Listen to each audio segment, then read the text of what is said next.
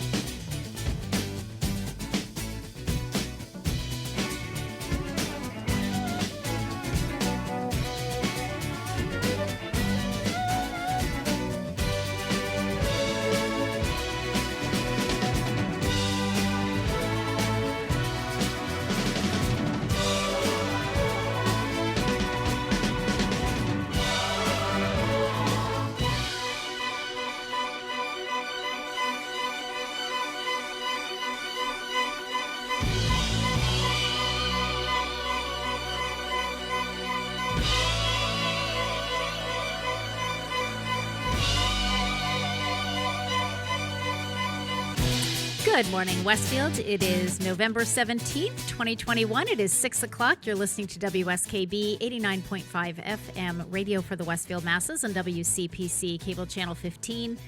My name is Tina Gorman. I'm your Wake Up Wednesday host, and I am in the studio this morning with the chairman of the board, producer Pete Coles. Good morning, Pete. Good morning. How are we doing this morning? What's the matter? Planning board last night. 2.5 hour meeting. Ugh. Oh, my gosh. Yeah. Yeah. So, well, you know, it is what it is. I know it is what it is, but holy smokes. What was there a hot topic last night or just like a bunch of a couple of things. Stuff? Yeah. They're trying to revamp some of the natural resources stuff, so they're trying to work that out. So, yeah, just a couple of things that weren't super lengthy, but when you add them up, they add up. Yep. You put 3 or 4 agendas, items on the agenda, and pretty soon you're at 2.5 hours for a meeting. Yeah. Yeah. Any other meetings going on last night, Peter? Was that the main focus? There was something else going on in 201. Okay. I don't know. I was supposed to have 4 Zoom meetings tonight, all at 6 o'clock. Hello. Yeah. So Flood Control Commission canceled their meeting because they said okay. They really have nothing new on the agenda, and they didn't realize I had 4 meetings simultaneously. Okay. So what are the other 3 that we have going on tonight? I'm trying to engineering has a informational meeting on expanding the Columbia Greenway to the north, to Southampton. Nice. Okay. Yay. There's the General Advisory Committee meeting for Westfield Technical Academy. Yes, I know. I have that as well. And there is the off-street parking, I believe, at the same time. Okay. All kinds of stuff going on. Sure. And are all of those Zoom? Well, I know that they're all Zoom. They're all Zoom. I was going to say, because I've got the Allied Health. That's Google and then Zoom. Yep, Google and then Zoom, right. Okay. Yeah, I know. I told Gary, I said, I know I have meetings tonight. I have no idea what time I'm coming home because I know the first one starts for me at 5. I think that's Allied Health, so. Yeah, I don't think General Advisor is going to be that long, but yeah, typically it's not. But this is usually the meal where they feed us, Pete. Right, and they feed us well usually. I know, but I know it's all different this year. I know, all different. Not really looking forward to not having to cook. Well, not really looking forward to having to cook for myself. So yeah. And then I got stuff to do, so I don't know. Tonight may be a short day in the studio, and then some work at home, and then there you go. I got to set up 3 computers for all these meetings tonight, and yeah. Now, can you do those from home, or do you have to come in here, or do you have to go to City Hall? You can do those from home. Home, yeah. Yay. Okay, perfect. But I got to set up the main computer, the laptop, and a Surface that I borrowed from somebody. Pete, you are just very resourceful. The 4th meeting I was going to do from my phone. Oh, yikes. Mm-hmm. Yeah. Okay, but that's off the table, so we don't have to worry about Flood Commission. Yeah. Right. Okay. At least for now. Yeah, exactly. At least for now. And then City Council moved to next Tuesday. Oh, it did? I was going to say, well, City Council, really? Why would they? Oh, yeah, that's... Because it's the tax. It is. That's setting right. one. And you know what? That is on the front page of the Westfield News today, that they're talking about the tax rate, and the meeting is set for the 23rd. I didn't realize it was the full council meeting because I didn't read the whole article, just looked at the headline. I said, okay. I think they just moved their regular meeting to. They were going to do a special anyways. Okay. So I think they just moved the regular meeting out to that date. Okay. Because I was told I don't have to be here tomorrow. It's rescheduled. So. Yay. So that's perfect. Yeah, I'll take what I can get. So speaking of rescheduling and doing all kinds of crazy things, so today is the third Wednesday of the month, which normally is on this show our Diabetes Dialogue segment. However, because of some unforeseen circumstances, Jen Jaffoon could not be with us today. So we will not be doing our Diabetes Dialogue segment, second half of the show. Instead, because, you know, this is the month of that we pay attention and talk about veterans and veterans' families and so forth.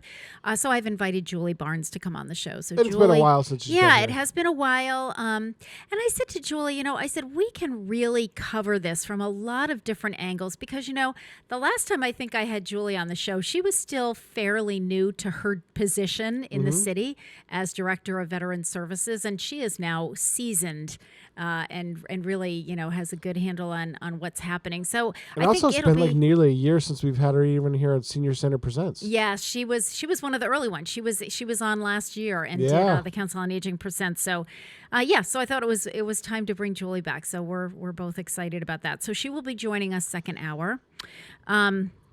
So Pete, what did you have a good weekend? You know what? I came in here thinking, I got to talk to Pete about what we did this weekend. I can't even remember what I did this weekend. Well, last Friday I took the day off and flew to Baltimore to work. What did you do? Oh my gosh. Well, that's exciting. What did you do? That's all right. Whatever I did, which I can't even remember. So that wasn't exciting. But what did you do in Baltimore? So I had about $300 of airline credit that needed to be used or forfeited. Yeah. Use it or lose it. I can understand forfeiting like $50 of airline credit because you really can't do anything with that. $300. So I took the day off from work. I loaded up the Surface in a little carry-on bag and flew down to Baltimore and had some great meals in a Triple D restaurant that oh my gosh, now has an airport location. Okay. Got a whole bunch of work done because nobody was bothering me. Oh my gosh, is that a like riot? My phone didn't ring. I didn't know a soul in the airport. I think that's a riot. As far as I could tell. And they had really good internet. So I was like, all right, well, I worked all day. I just kind of got little things done that I can't get done around here. Oh, my God. So you flew to Baltimore and did some work. Did some work, yeah. Were you there and back in the same day? Or did you stay oh, my gosh, that is hysterical. I flew down. I was down there around 7 o'clock in the morning. And I scheduled a flight back for 3:30. I got back. Met my girlfriend in Windsor Locks, and we went. She had tickets for a UConn hockey game, so we went to a UConn hockey game Friday night. Oh my gosh, that is a riot! Yeah, I thought you were going to tell me you went to a launch or there was, something. No, just a commuter flight. No, just little down and back. Change of scenery. Trying to find what I could afford with the money that I had because I don't want to spend any more money. Yeah, and convert it to the most amount of points that I get. So I got like 3,000 points for the up and back. So I'll take it. People are like, you're nuts. I'm like, well, you see these things on the morning shows where these people fly from destination to maximize their points. Yep. I was going to fly to Denver, but I couldn't get a reasonable flight back the same day because I've never seen the airport in Denver. So, I know that's a Southwest. Yeah. I was looking for direct flights from Hartford. Yes. Right. Yeah. On Southwest. You don't want layovers. Right. Now, if I were going to fly to my favorite airport in the United States, I would fly to Charlotte. Charlotte is my favorite airport. Yeah, Charlotte was a nice airport. Charlotte is, in the middle of the hub, like of the, the wheel, the spokes of the wheel all come to the middle. Mm-hmm. There is most often when I've been there is a piano set up and there is someone playing piano. And above him, and a lot of people don't know this, there are stairs that lead up to almost like this balcony area. And I think that people think that must be, you must need a card or something to get up there. You don't. You just walk up the stairs and they have all these rocking chairs up there and you can just sit and listen to the piano player. And when I was visiting my parents very often down in Tennessee, I always would stop over in, I would always do the stopover in Charlotte because it's just a great airport. They have great shops in there too. So yeah, I think if I were going to do what you did, I would probably fly to Charlotte and back. Well, the other thing too is I paid for TSA pre-check. Mm-hmm. and it's $85 for 5 years. Right, I know. Gary's done that. Yeah. And I was actually, And I'm like, I had this my is application great. all ready to do it before COVID hit. And then I thought, well, now I might as well wait because I'm not flying anywhere. So I'll just wait until Oh, see, I'm still flying. I'm ready to fly. And then, because I don't want to start my 5 years and, have a year of it go without really using it. So I'll do that. But yeah, Gary did that. He said it's awesome. So much better not having to take off your shoes. Yep. I know, right? Just for that. Yeah. Yeah. I'll pay the $85. Yeah. It was worth it. Now, where did you go to do yours? They have a place over in Springfield over at the Five Town Plaza, and I thought it was the old AAA office, but apparently they moved. Okay. It's just this little hole in the wall. You go in there, they do identity verification. That's where Gary went, to the one in Springfield. Yeah. I was in and out in 10 minutes. I think Karen Noblet did it somewhere near the airport. It wasn't at the airport, but it was somewhere near the airport. You can do it down there as well. Yeah. I understand. I found the Five Town Plaza was just simple walk in, walk out. Yeah. Boom, boom, boom, you're done. Take a picture, boom, boom, boom. Right. And I think, back in the day, did you make an appointment, Pete? Yes. Yeah. Because I think back in the day it was a bigger deal, but now that a lot of people have already done it and they're still in their 5 years, it's not. I was in and out in the span of my lunch break. I mean, back and forth to Westfield. That's perfect. Within an hour. Wow. Yeah, because it was just drive over there, walk in, have a seat, boom, boom, boom, done, boom, out. Perfect. Great. Because it's a straight shot down Sumner Avenue, so I mean, it's pretty simple. Yeah. So, I really appreciated having the That is hysterical. I think that's hysterical. Like, I left Massachusetts to get some work done. Well, I flew out to get some work done. No, I it was just get easier. it. I get it. Like, I brought the computer so that if something happened, I would still be able to cover it, even though I was off, because you're never really off. Right. Yes. But I'm like, all right, well, this we know. I got time to kill. I got 7 hours, so I'm like, I looked at the minute suites because I was gonna go take a nap, but it was like they wanted $90 for 2 hours. Oh, good grief! Now, if I was really tired, I would have said, forget it, and I'll pay for it. But I was like, and then I looked into getting like a Uber to Inner Harbor. Yeah. And they wanted $30 each way, and I'm like, no. So did you just stay at the airport? Yeah. Stayed, never left security. Yep. But I've been in the Baltimore airport a lot because I have family down in Baltimore. So Diners, Drive-ins, and Dives had this place called Miss Shirley's, and they have an airport location. Okay. And so I was able. I love crossing off Diners, Drive-ins, and Dives joints when I go places. Yeah. So Miss Shirley's was on my target list. Okay. They have a brewery in there. Okay. And they have what was the other place I went to?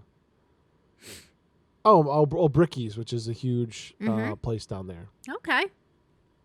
Who knew? And then, did you have what'd you do on Saturday and Sunday? Anything fun? Sunday was my brother's birthday. Saturday I had to attend a funeral for my cousin who passed away from COVID. Okay. So they had a memorial ceremony up here, which was nice. Yep. And just as the logistics of it working, where the mass was in Simsbury and the after luncheon thing was in Glastonbury. Okay. Like half an hour apart. Yeah, right. Well, Simsbury is very close to my girlfriend's house, so we get her car ditched there. Well, as soon as we came back, that's when the thunderstorms hit on Sunday. Oh, yeah. Saturday. Yep, on Saturday, yep. And it was, whoo. Yeah. That was some vivid lightning out there. Yeah. Yep. And the misadventures continued for our family. My brother was away for the weekend, but he was driving back for the memorial service. Mm-hmm. Driving his girlfriend's car or his wife's car. Okay, I already can tell this is not going to end well. The tie rod broke, so I'm on my way. He's calling me. I need a ride. And then he was like, well, some other friends of theirs, another couple in the family were going to Mystic. Mm-hmm. He ended up hitching a ride with them and couldn't go to the memorial. It was just going to be a thing. It got complicated. Yes. As it sometimes does. Yes. All right. Wow. Okay. Well, today is November 7th. Sunday I just worked and it was easy. Yeah, I know. Well, yeah, you want to be both. You know what? I was trying to remember. Was I working on Saturday? You're always working. Or Sunday? I'm going to sound like Gary. You're always working. I know. I don't think I went in both days though. I'm pretty sure I didn't. No, I didn't. That's right. Saturday was my at-home day. I caught up on like a lot of bill paying. I mean, like a lot of bill paying, and like I got all my stuff filed. Is your Christmas shopping done? No. It's not. I haven't even started it. But Really? I'm going to start it this. Yeah, but I'll start it this weekend. I have, but I have the. You know what? The main thing for me, it's not the shopping. It's really the list. But I got the list going now, so I think I'm going to be okay. I'm almost done. Trying to keep it simple. I'm almost done. I say that every year. Yeah. My brother and his family are big into Star Wars. Okay. So that's what you do, Pete. Like you pick a theme. Well, and I saw something at the Brewfest that was awesome. Yeah. They don't listen, so I can tell you what it is. Yeah. Okay. This guy makes a woodworking. He made an Aztec calendar out of all Star Wars figures. Oh, get out. Yeah, that's the family gift. Wow. Because all the kids are older. They're all in high yeah. school. That sounds impressive. Somebody get a family gift. It's huge. It's like 3 feet in diameter, I think. It's enormous. And it's handmade. So. Oh, my gosh. That must be gorgeous. I saw pictures of it at the Brewfest, and we were at the after party at Tin Bridge, and I was talking to the guy, and he's friends with Rick Barry. Okay. And I'm like, I had the cash in my pocket. I just gave him the money and said, I'll take it for Christmas. So, Pete, does he do all woodworking stuff? Yes, he had a booth at the Brewfest. Yeah. I have a senior that does gorgeous woodworking, and I'm telling you, I think I'm his best customer. Yeah. I've ordered all kinds of, wedding gifts, shower gifts, anniversary present. I love wood. I just love it. My grandfather was a sheet metal worker by trade, but his hobby was woodworking. He had a big shop in his garage, and I used to I loved the smell. I would go in there. My father loves woodworking. My gosh, yeah. But anyway, Good so I got a family gift. Good. Yeah, well, that, check. That's, Yeah, that's a big one. That's a big one. That's the way to go. My girlfriend and her girls were tough to buy for. Yeah. Yeah. Well, yeah, exactly. I know, right? I know. All right, let's do a famous birthday before we take a break. I love this birthday because I love this group. So today, it is November 17th, and it is the birthday of singer-songwriter, record producer Bob Gaudio, which I'm sure nobody knows that name, but I'm going to tell you. I do because I saw Jersey Boys. See, there you go. I'm going to tell you who Bob Gaudio was. He was born on this date in 1942 in the Bronx, New York. He's 79 years old today. Bob Gaudio was the keyboardist and backing vocalist of the Four Seasons. Man, Pete, that's all I needed to see. I was like, the Four Seasons? We are doing, because I saw Jersey Boys too. Probably my favorite musical. I saw it as the movie version. Oh my God. I saw it in Providence, Rhode Island at the theater there, and it was, just loved it. Anyway, Gaudio wrote or co-wrote and produced the vast majority of the band's music, including hits like Sherry and December 1963, Oh What a Night, which is one of Gary's favorite songs. Though he no longer performs with the group, Bob Gaudio and lead singer Frankie Valli remain co-owners of the Four Seasons brand. Gaudio grew up in more comfortable middle-class surroundings than the other members of the Four Seasons, which caused some tension early on. He stayed out of trouble and had a mild manner, which proved very useful during negotiations throughout his career. In 1960, after a failed audition at a bowling establishment called The Four Seasons, songwriter pianist Gaudio shook hands with lead singer Frankie Valli and formed the Four Seasons Partnership, and Gaudio, Valli, Tommy DeVito, and Nick Massey became the Four Seasons. Bob Gaudio wrote the season's first #1 hit, Sherry, 15 minutes before a group rehearsal in 1962.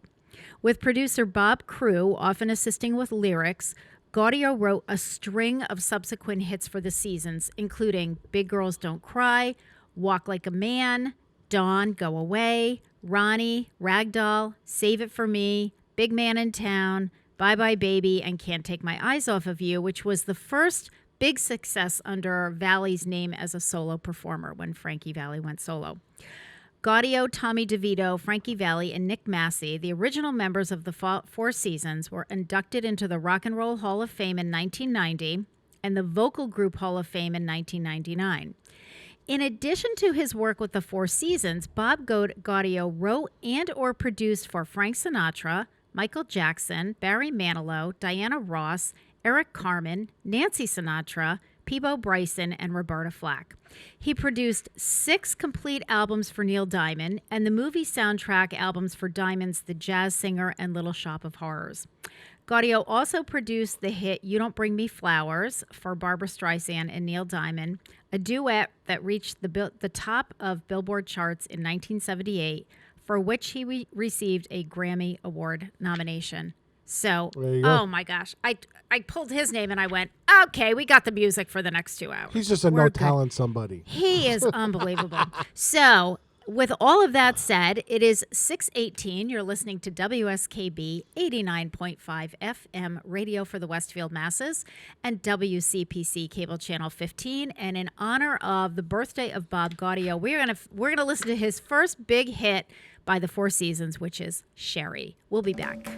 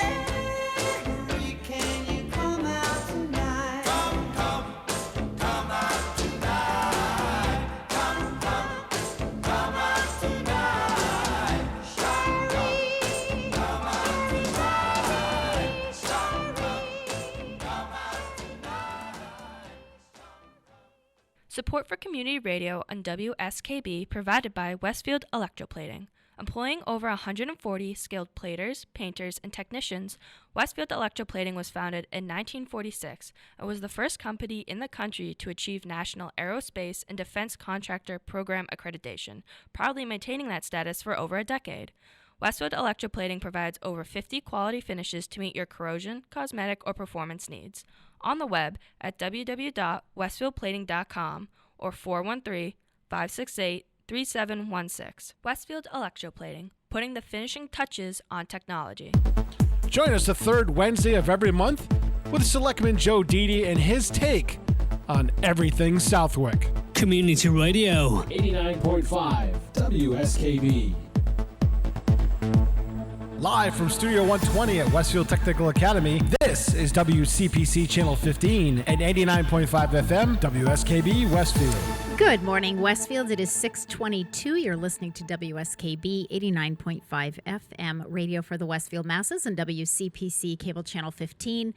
My name is Tina Gorman. I'm your Wake Up Wednesday host, and I am in the studio this morning with the chairman of the board, producer Pete Coles. Good morning again, Pete. Good morning. Hey, but I want to take a minute to apologize to all our listeners yesterday. Okay. Somebody changed something on one of their firewalls, either on the city side or Westfield State side, and we couldn't broadcast yesterday on the radio. I know, because I turned it on. It was Bob Plaza's day, and I said, ooh, let's see who Bob has on. And I was going, okay, actually, I was on my way to work because I went to work early yesterday.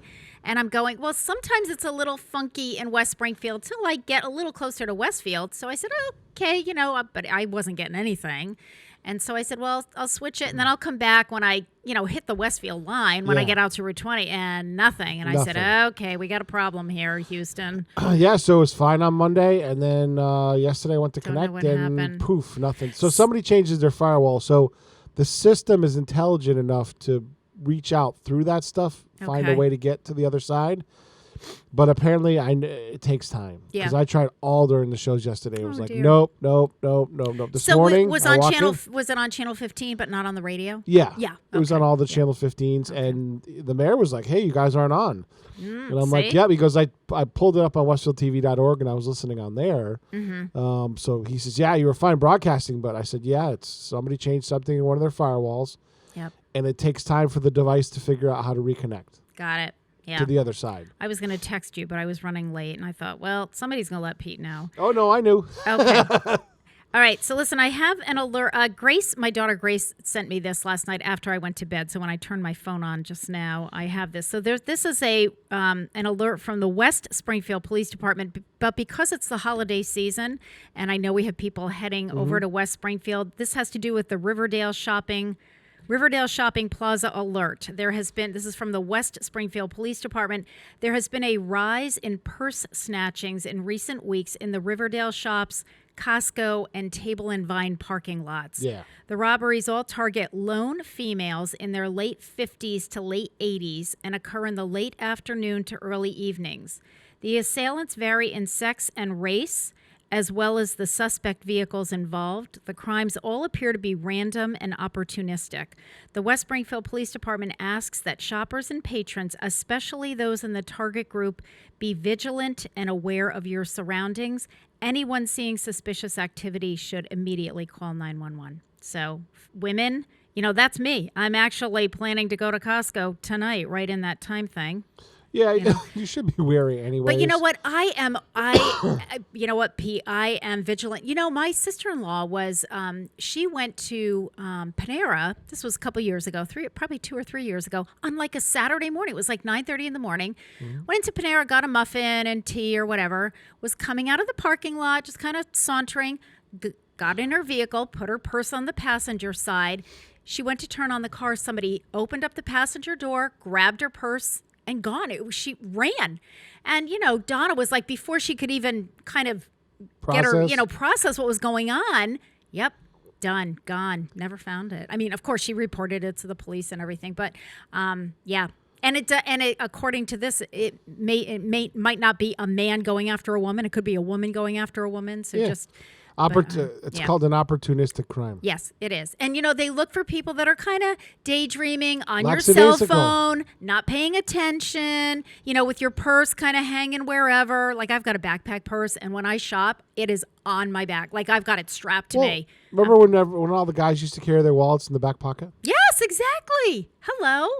Just, reach down, pull it out. I always carried it in my front pocket. In your front pocket. Since I was a little kid. Yeah. So just be aware. That's all. Just be, again, they're opportunistic. They're not going to go after you unless you look like you're an easy target. If you make it hard, then they're not going. They're going to keep walking by. I walk with determination too. Like, and I'm always looking around. Like, I look around before I get out of my car. I look around before I get in my car. My girlfriend noticed that. She goes, "Why do you always want to see the door?" I work too long in a police department. Exactly. My answer is I work too long in a police department. Yes, for sure. And I went out to dinner with over the summer when I was at Babe Ruth. There's a gentleman that's a retired petty officer from the Navy. He sings our national anthem. He does it all over in NFL stadiums, but he loves the kids, so he comes and does it with us too. He and I were fighting over the door seat, and his wife was like, "Why?" Or no, somebody else was asking him, like, "Why are you doing that?" I'm like, because I need a defensible position. Yeah. It's just how I am. Yeah. Yeah, exactly. They're like, well, Steve was like, the guy was like, I completely get it. Yeah. Well, yeah, again, just be alert, be aware. Yeah. And, it is the season, folks. I mean, Unfortunately, yes. People feel like... Well, and this could happen year round. Sure, of course. That is an enormous parking lot. It's very easy to get lost there. Yep. And I worked over there in the Stop and Shop for a couple of years when I was younger. Yep. And there are plenty of ways to escape to the back of the building that you don't even know about. Oh, sure. Oh, especially right over by Panera. I watched a store manager, I think it was at Big Y over here. This was a few years ago, there was a woman who was, shopping. And what did she do? She put her purse in the shopping cart. And he went over to her and he said, "Ma'am, please zip." It was like unzipped. It's like, oh my gosh, you talk about an easy target. He said, "Please zip it up and carry it on your." He said, "We have had incidents here with, somebody just grabbing it, and it's easy to, kind of stick it under your arm and scoot down another aisle. You're not paying attention. She's over here looking at bananas or tomatoes or whatever, and off it goes. You come back, it's gone." I mean, because I was thinking about that over by Panera.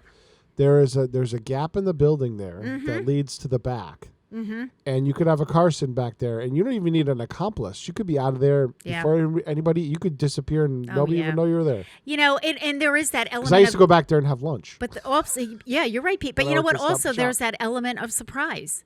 If, and they're targeting people who are not paying attention. Like, I'm paying attention. I'm looking around where I'm going and who's around me. Yep. But, you have somebody, and I see it every day. People are on their cell phone. They're texting while they're walking. And people are wondering why there's a rise in pedestrian accidents. Right. It's like, hello. Oh, so My preventable. PSA for the day. Get off your phone, people. Yeah. There it is. All right, let's do another birthday before we take our next break. It is the birthday today of singer-songwriter, guitarist, Gordon Lightfoot. He was born on this day in 1938 in Ontario, Canada. He's 83 years old today. Gordon Lightfoot achieved international success in folk rock, and country music. He is credited with helping to define the folk pop sound of the 1960s and 1970s. Lightfoot is often referred to as Canada's greatest songwriter and is known internationally as a folk rock legend. Lightfoot's songs include For Lovin' Me, Early Morning Rain, Steel Rail Blues, and Ribbon of Darkness, a #1 hit on the U.S. country chart in 1965. Black Day in July, about the 1967 Detroit riot, brought him wide recognition in the 1960s.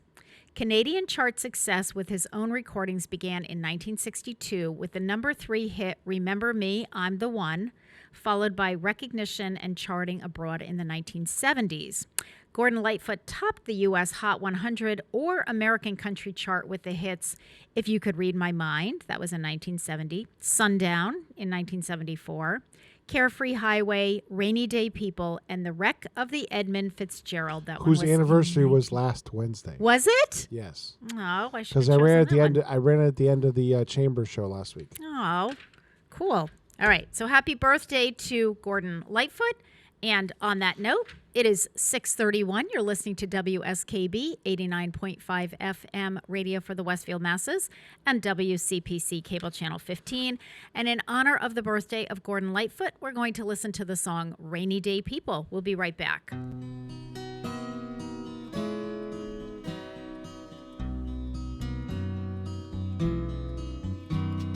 Rainy day people always seem to know when it's time to call. Rainy day people don't talk, they just listen till they've heard it all. Rainy day lovers don't lie when they tell you they've been down like you. Rainy day people don't mind if you cry on a tear or two. If you get lonely, all you really need is that rainy day love. Rainy day people all know there's no sorrow they can rise above. Rainy day lovers don't love any others, that would not be kind. Rainy day people all know how it hangs on your peace of mind.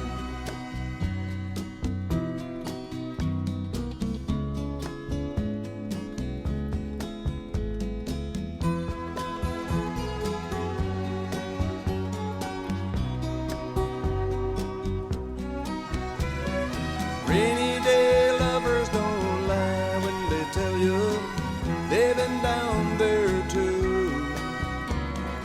Rainy day people don't mind if you cry on a tear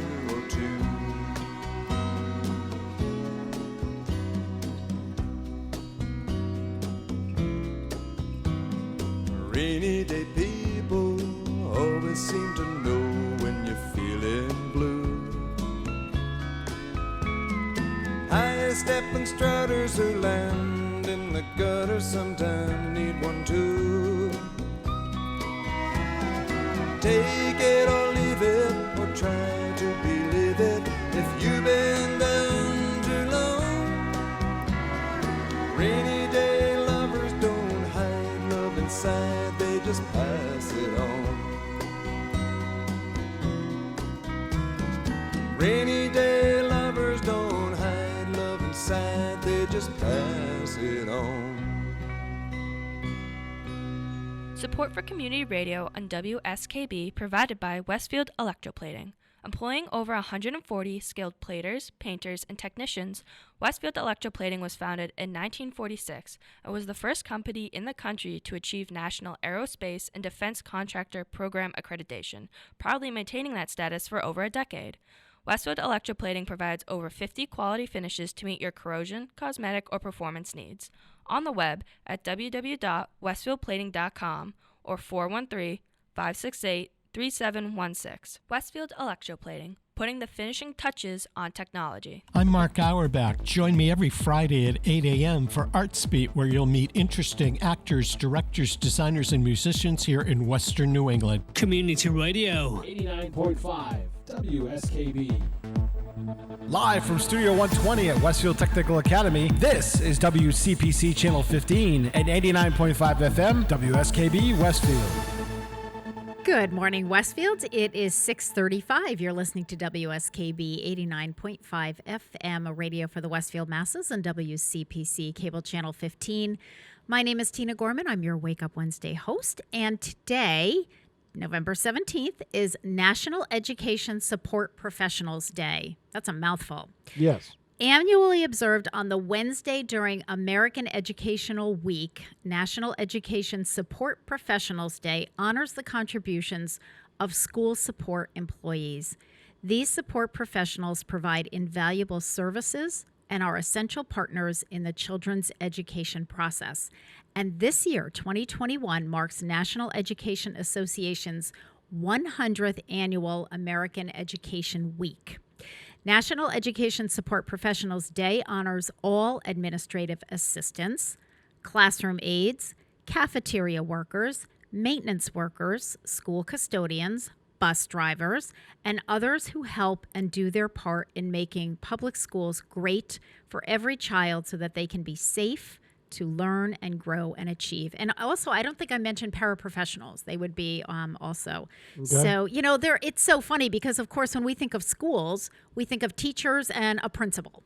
That's what we think. So, and they're running the school, but there are a lot of other people, behind the scenes. And of course, this year more than ever, bus drivers, there's such a shortage. I mean, there are people that there are towns and cities that brought in the National Guard to act as bus drivers, because there was just such a shortage.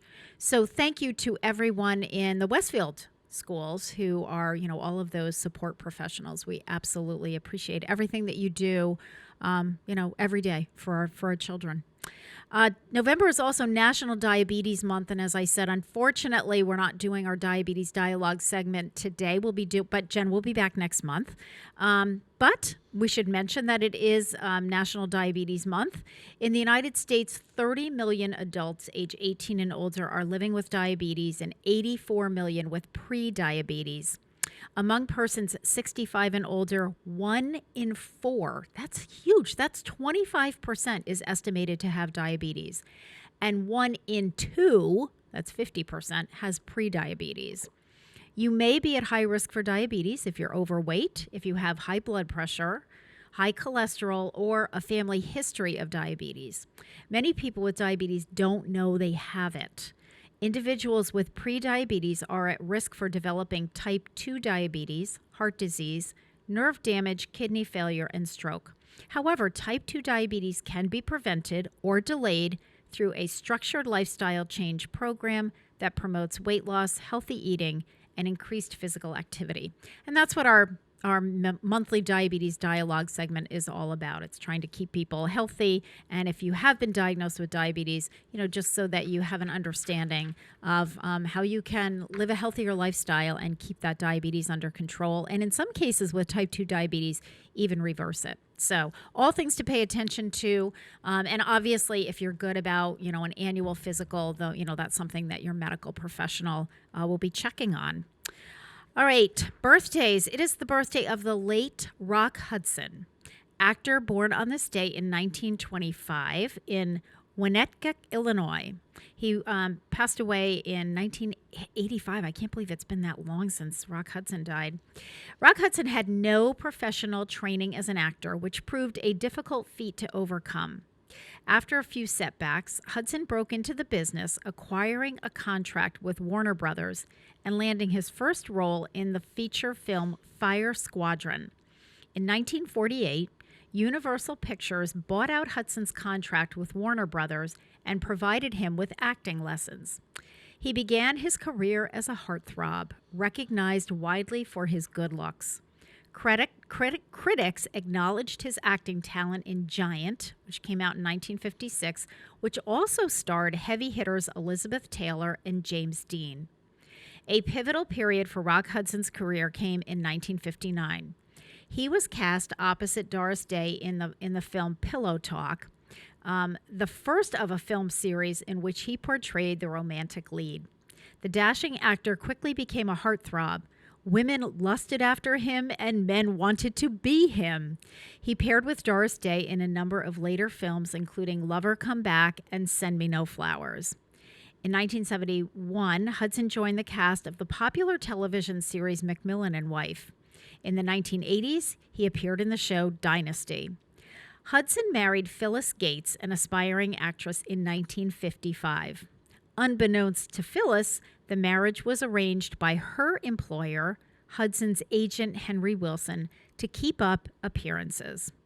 A gay man, Hudson was not outward about his homosexuality because of the social stigma surrounding the topic at that time. This was back in the mid-50s. He feared that publicity discussing it would be negative for his career. The marriage lasted only for 3 years. In 1984, Rock Hudson was diagnosed with AIDS. The following year, he became one of the first celebrities to disclose both his homosexuality and the AIDS diagnosis. Rock Hudson was the first major celebrity to die from an AIDS-related illness, and that was in 1985 at the age of 59. So, happy birthday to the late Rock Hudson. It is also the birthday for all you got to throw a sports one in here. So for all you baseball fans, it is the birthday of the late Tom Seaver, professional baseball pitcher, born on this day in 1944. He died, he was born in Fresno, California. He died August 31st, 2020 at the age of 75. So he just died last year. Mm-hmm. George Thomas Seaver, nicknamed Tom Terrific and, quote, the franchise, was an American professional baseball pitcher who played 20 seasons in Major League Baseball. He played for the New York Mets, Cincinnati Reds, Chicago White Sox, and Boston Red Sox between the years of 1967 and 1986. A longtime Met, Seaver played a significant role in their victory in the 1969 World Series over the Baltimore Orioles. With the Mets, Seaver won the National League's Rookie of the Year award in 1967 and won 3 Cy Young Awards as the league's best pitcher. He was a 12-time All-Star and ranks as the Mets' all-time leader in wins. During his Major League Baseball career, he compiled 311 wins, 3,640 strikeouts, 61 shutouts, and a 2.86 earned run average, and he threw a no-hitter in 1978. Seaver started on opening day for the 16th and final time of his career in 1986 with the Boston Red Sox. His 311th and final win came on August 18th, 1986 against the Minnesota Twins. A knee injury prevented Tom Seaver from appearing against the Mets in the World Series with the Red Sox, but he received among the loudest ovations during player introductions prior to Game 1. Roger Clemens attributes the time he shared with Tom Seaver as teammates in 1986 as instrumental in helping him make the transition from thrower to pitcher. In 1992, Tom Seaver was inducted into the Baseball Hall of Fame by the highest percentage of votes ever recorded at the time. Seaver's number 41 was retired by the Mets in 1988, and New York City changed the address of Citi Field to 41 Seaver Way in 2019. Seaver is also a member of the New York Mets Hall of Fame and the Cincinnati Reds Hall of Fame. He died in his sleep at the age of 75 as a result of complications from Lewy body dementia and COVID-19 during the coronavirus pandemic. So happy birthday to the late Tom Seaver.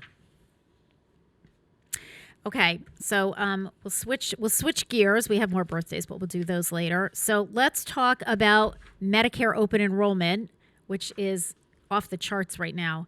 So at this time, I know we have a lot of people that are still trying to figure out their Medicare Part D plans. Karen Noblet, our senior benefits coordinator, is completely backlogged, so we are taking no new calls about that. The regional office up in Franklin County, which there's still a lot of commission. They are completely backlogged. They are not taking anyone. However, I'm going to give people the main Medicare number.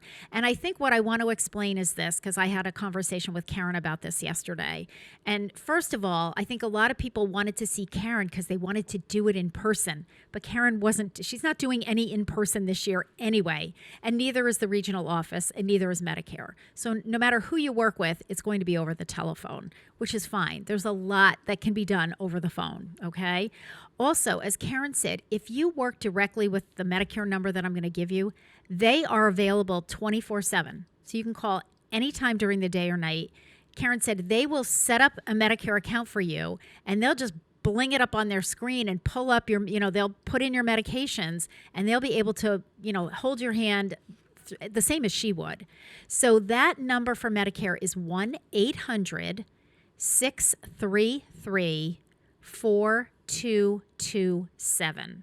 Let me give you that one more time, and if you forget it, just call the senior center. Every one of my staff has this number. We give it out, like many times a day. So it's 1-800-633-4227. And again, when you call Medicare, it is fine for you to give them your Medicare number. However, if someone calls you saying they're from Medicare, they're not, because Medicare is never going to call you. Don't give out their number, okay? So don't give out your... Yeah, I know. Ooh. Oh, my gosh, Pete, look at that.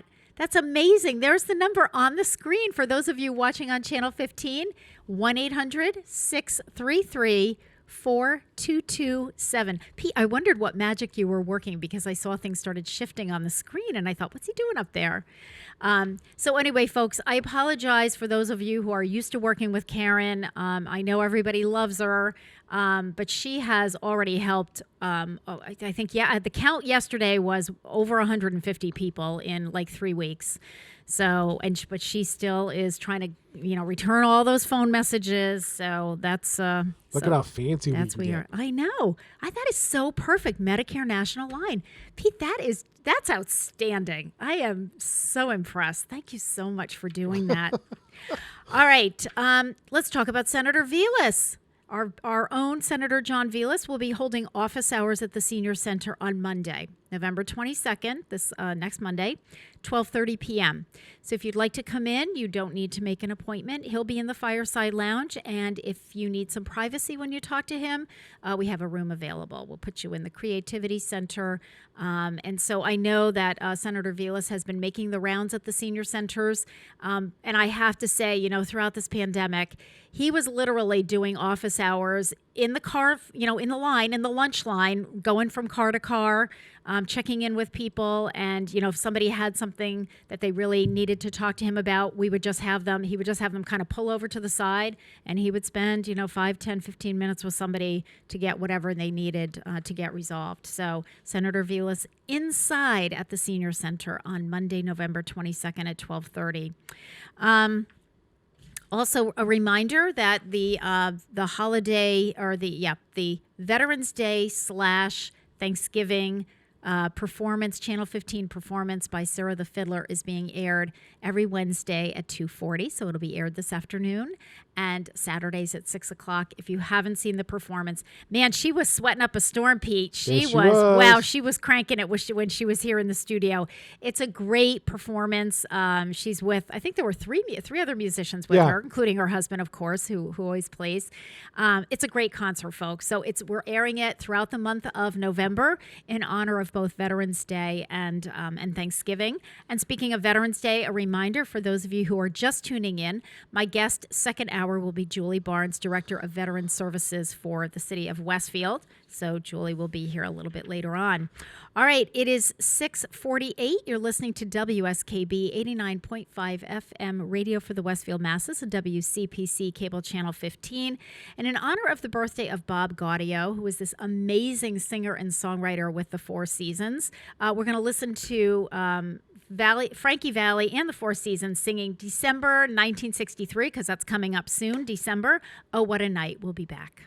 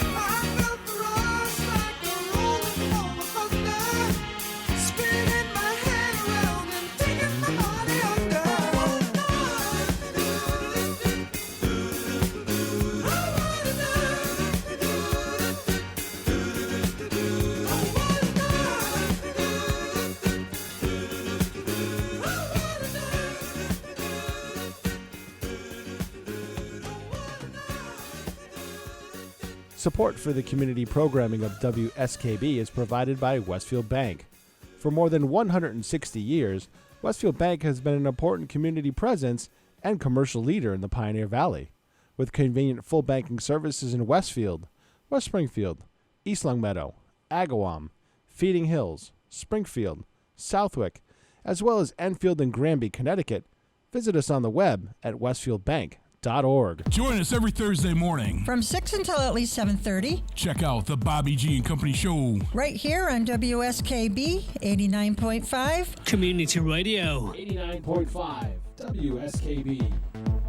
Live from Studio 120 at Westfield Technical Academy, this is WCPC Channel 15 and 89.5 FM, WSKB Westfield. Good morning, Westfield. Look at that, Pete. I love that like we're on split CNN screen. now. Oh my gosh, this is so cool. Pete's having so much fun today. So am I, though. This is really cool. Like I look at the TV, I never know what I'm going to be looking at. I'm trying to prep Or stuff who. for different shows because Yeah. Senator John Velas' show is going to be debuting in December. It's a co-production of Agawam, Southwick, and Westfield Public Access. Perfect. Oh my gosh, that's awesome. Yeah. Our little celebrity, Senator Velas. It's been a long time since he's had a regular show, so. Yeah, I been a think couple that's of years. great. Yeah. And, we'll see what happens. We're going to have a new mayor and, in January. So we'll see if maybe we used to have a I've already mayor talked to him. show. Yeah. Good. So we need to have a meeting to revive that. Yes, So. absolutely. That was great. Yeah, exactly. Yep. All right. So listen, at the Senior Center, we are having, I shouldn't say we, my greeter, Sandra Fisher, is having a ball with this. The Friends Group is doing a lottery ticket holiday fundraiser. So here's how this works, folks. So we have a Christmas box, a beautiful Christmas box. It's filled with Christmas things for giving. So a Christmas gift bags, gift tags, Scotch tape, tissue paper, what else? Christmas cards, a couple boxes of Christmas cards, really nice Christmas cards, and $100 worth of lottery tickets. So we're raffling that off. The Friends Group is. The drawing we are actually going to pull the winner's name on Thanksgiving Day, and the winner will be notified on Monday. The tickets are it's $5 for a sheet of 26 raffle tickets. So it's $5 for the sheet. Sandra, they're selling like hotcakes. We just, we have some photos of the box, both the outside of it and the inside of it, and everything spread out so you can see what's in there. And so we're having a lot of fun with it. If you would like tickets, if you come to the Senior Center, Sandra's got them at the front desk. We're also selling them during lunches. And if you come through the lunch line, a lot of people are getting them as they come through the lunch line. But if you don't and you just want to get tickets, then just come through the lunch line at like 11:30 in the morning. And that's kind of the tail end of lunch. And that way you don't have to wait in line. Just drive up and you're not getting a ticket back. What we're doing is you're giving us the $5. We're taking your name down. And then Kathy Millis takes the list with everybody's names. She takes the sheets of tickets. We have a master ticket that she puts your name on, and then she tears up your 26 tickets and puts them in our big bucket. And we're having a lot of fun with it. And it's a great fundraiser for the Friends Group. And, the Friends Group has just been phenomenal. I mean, all along, they furnished the whole Senior Center 6 years ago and continue to purchase things that we need, bookcases here, an extra desk here, things like that. But they've also paid for all of our Channel 15 entertainment programming, some of the fitness instructors that did programs early on in the pandemic. So, speaking of which, I got to come over and install that camera similar to the one in the corner of the studio there. I know it's kind of a crazy time right now, Pete. So I just don't even have time to think. Yeah, don't worry about it. You know what? I think like for us, we feel like we're starting to tell people it's like life will begin after the holidays because everybody's in the throes of holidays and meetings and end of year stuff and end of year reports and all of that other stuff. So, it'll happen. Wait, no worries. So anyway, please support our effort with our lottery ticket. However, I would say if you want to just get lottery tickets, today would not be the time to come through the lunch line because today is our week before Thanksgiving turkey dinner. So I stopped by the Senior Center as I do every Wednesday on my way to the show. Already cooking? They were there at 4 o'clock this morning. Yeah, That's not an exaggeration. They got there at 4 o'clock this morning. Yep, a whole bunch of turkeys to cook, right? We are doing 225 meals today curbside. I think that is our most ever. And it's it isn't even just the cooking of all that stuff, but you've got to put it in 225 containers and bag everything up, and you've got to cut pie for 225 people. So guess what I'll be doing? I already texted Mary Lou. I said, figure out what my task is going to be. I'll be there at 8:15 and, we'll do. So anyway. By the way, you missed your deadline for pie orders for Tiger's Pride. Crumb cakes. I forgot Unless you want over there right at 8 o'clock, they might be able to squeeze you in. But the deadline technically was Friday. Oh, man. I forgot. The pies are cheap, too. Apple pie for $9. Chocolate cream for $10. Yikes. Dinner rolls. All right. Okay. Well, Well, run over there. I will tell you this, though. Stop a couple minutes early and run over there and see Miss Poiso. And see. Okay. The other thing is, speaking of great stuff that the Technical Academy does that we don't want to miss a deadline on, I know we will be selling poinsettias. A lot of people have already asked us, are we going to get poinsettias from the Technical Academy? They are, I guess, they are the hardiest poinsettias ever. Somebody told me she has her poinsettia from 2 years ago. I believe it. Yeah. So anyway, we will be selling those. I think Nate Sperry, because Nate had called and asked us, do we want to? And we said, sure, absolutely. They go like hotcakes. I mean, we put them out and they're gone. So I think usually it's right after Thanksgiving. So just, be aware. And also just for those of you who, I had somebody call me yesterday. Oh, is it too late to order for the Thanksgiving, for today's luncheon? I said, oh yeah, we sold out like a week ago. But just as a heads up, folks, when the December newsletter comes out, and remember that you can view it online. It's on the city website under Departments, Council on Aging. I know we're going to have another big dinner. We're going to have our Jingle Bell lunch in December. So if you don't want to miss out, you have to, call early when we start taking reservations. So that will all be in the newsletter. Keep telling people you got to get the newsletter. All right, we have a couple more announcements before the top of the hour. A reminder that this month's the November Council on Aging Presents series is Conversation and Dementia, and that is on Tuesdays at 2:45 every Tuesday. So it'll be on 2 more Tuesdays, the 23rd and the 30th. Actually, some of my staff has been watching that as kind of a training, but it really turned out great. Harry Rock interviewed me on that, and it's just communication strategies for caregivers, for family members, and just for the public at large on when you're interacting with someone with any level of dementia. We really cover sort of the beginning all the way to the gamut when people are sometimes nonverbal, and how to de-escalate situations when people get frustrated with trying to communicate. So tune into that. Bingo Basics. Remember that this Friday is our gift card bingo, because it's usually the last Friday of the month, but the last Friday of the month is next Friday, and we're closed because we're closed for the Thanksgiving holiday. So we're doing it this Friday from 1 to 2:30. You do have to sign up for bingo. Call us starting at 10 o'clock on Thursday. You can call anytime after 10, all day Thursday, and even into Friday morning early. So a thank you to our sponsor for this month's gift card bingo, and that would be at-large City Councilor Cindy Harris. And we really thank our sponsors. And we have sponsors lined up already through, I think Mary Lou and I figured out yesterday, like through February. So Cindy is this month. We have next month done, January done, and February done, so we're heading into March. So we thank all of our generous sponsors. The winners of gift card bingo, you get a $5 gift card, and it's either to Dunkin', Cumberland Farms, McDonald's, or the Dollar Tree. So there you go. Yeah, and this has become really popular. Like, people like it.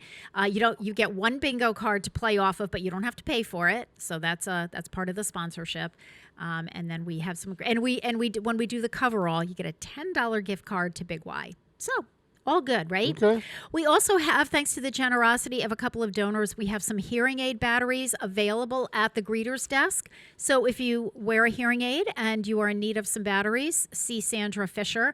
And Sandra is awesome about, like, if she sees somebody and she sees that they have a hearing aid, she'll ask them, do you need some batteries? And we have various sizes. Happy to give those away. We also have an abundance of incontinence supplies right now. So if you're in need of that, or you know someone who's in need of incontinence supplies, give us a call ahead of time, and what we'll do is we'll get them bagged up for you. We'll ask you what size, so just know if it's the pull-up style, what size. I have especially a lot of extra large sizes, so if you're in need of that, please give us a call. We'll get a bag ready for you, and you can pick it up either at 11:30 after the lunch line, or you can just pick it up in the at the greeter's desk. We'll have it there for you, okay? Also, if anybody is interested in becoming an AARP tax aid volunteer, we have opportunities for you.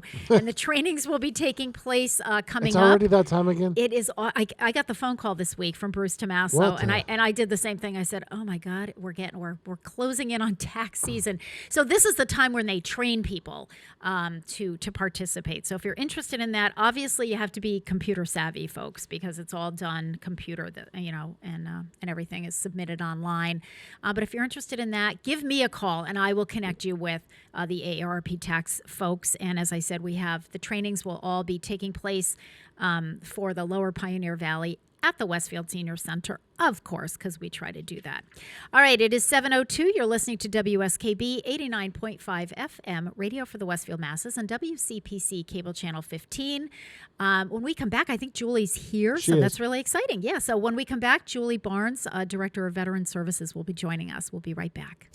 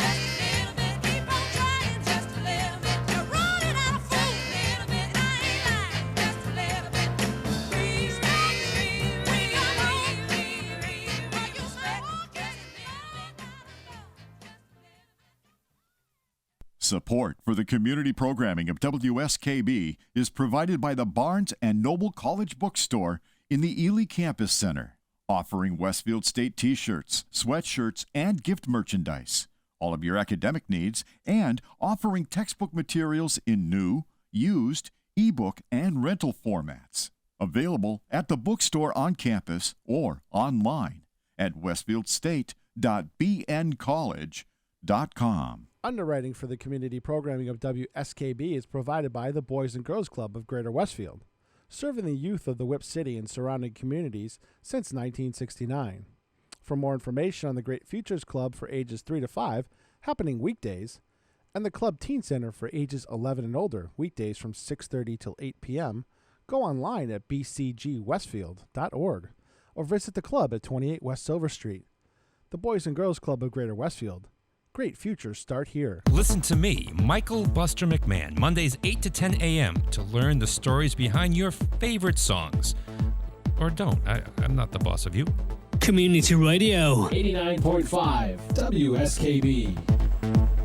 Live from Studio 120 at Westfield Technical Academy, this is WCPC Channel 15 at 89.5 FM, WSKB Westfield.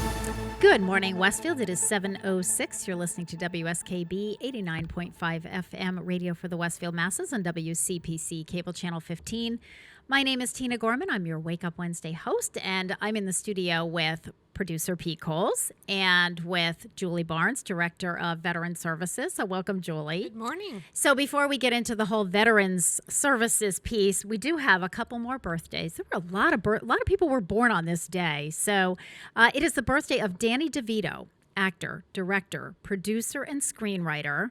Born on this day in 1944 in Neptune Township, New Jersey. He's 77 years old. Danny DeVito gained prominence for his portrayal of the taxi dispatcher Louis De Palma in the television series Taxi from 1978 to 1983, which won him a Golden Globe Award and an Emmy Award.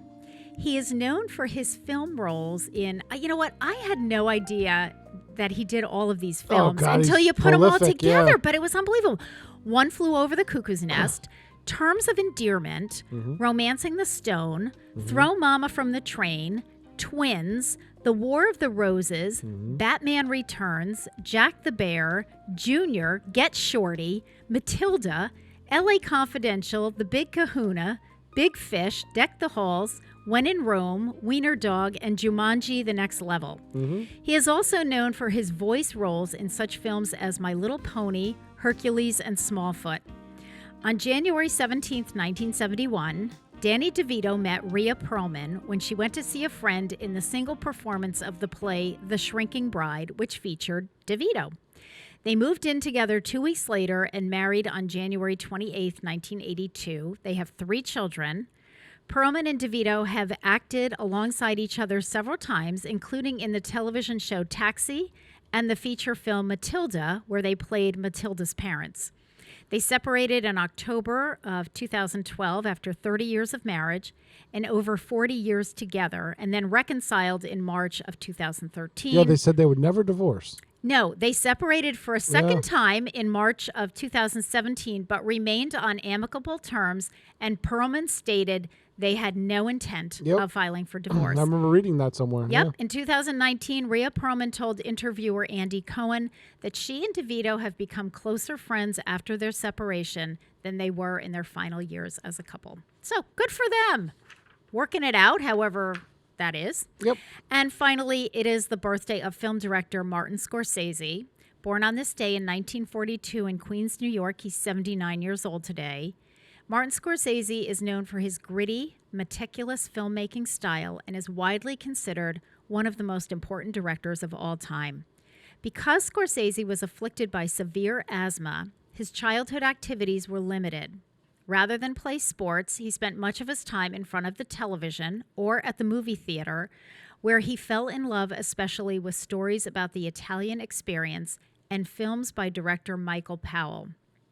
By the time he was 8 years old, Martin Scorsese was already drawing his own storyboards, often complete with the line, quote, directed and produced by Martin Scorsese.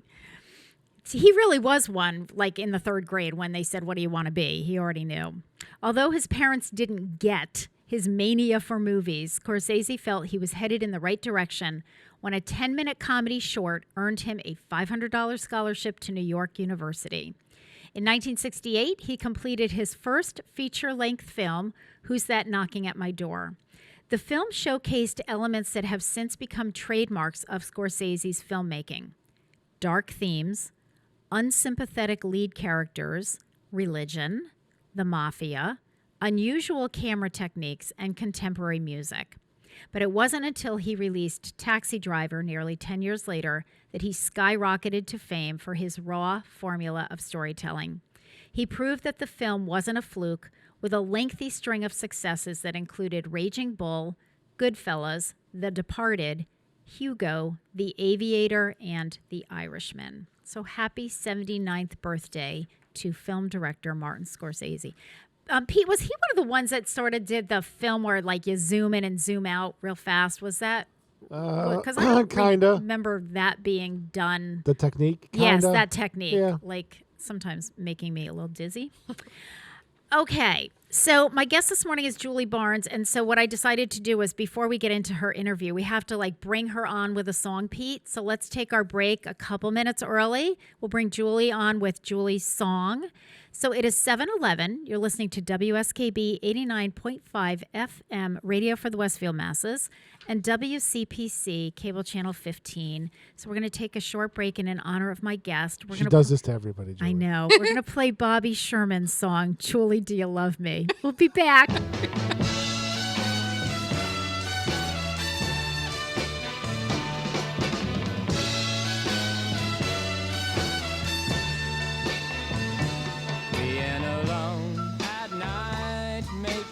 Sad girl, yet brings me down all right.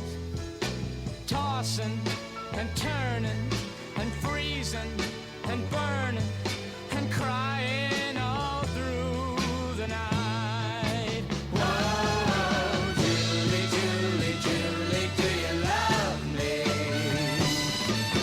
Julie, Julie, Julie, do you care?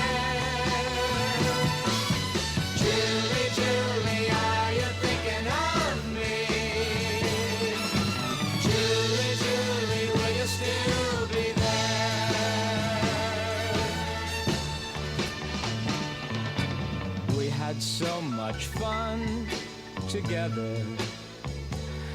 I was sure that you were mine, but leaving you, baby, is driving me crazy. It's got me wondering all the time. Whoa, Julie, Julie, Julie, do you love me?